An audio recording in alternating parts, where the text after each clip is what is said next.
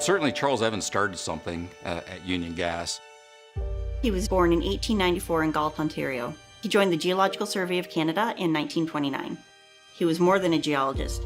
What he proposed for underground natural gas storage in Dawn Township hadn't been done anywhere in Canada yet, so it was definitely a huge step in the progress of the energy business.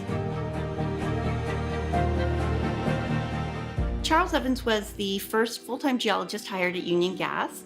He was here for 25 years, and his main area of responsibility was exploration. Charles Evans brought a level of expertise in geology that the company had not had before. It was a geologist that said that gas has been down there for 300 million years. We've emptied the reservoir. We could put gas back into that reservoir and it would be available to us. Why don't we try that? What Charles Evans recognized in Lambton County when they were drilling the storage wells, there's a lot of different formations that can produce gas here. Dawn storage is just like a big sponge in the ground. So in the summertime, when you're using just a little tiny bit, the sponge is sucking up that extra gas.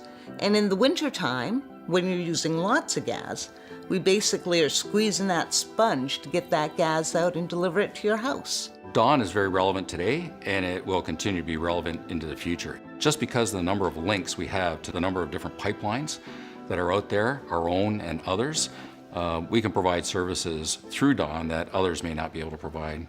So if Charles Evans was alive today and he'd be looking at our organization, I can't help but think he'd be pretty impressed with our people and with the operations that we have. Just the scale and scope of our storage and transmission system right now is quite impressive on a North American-wide basis.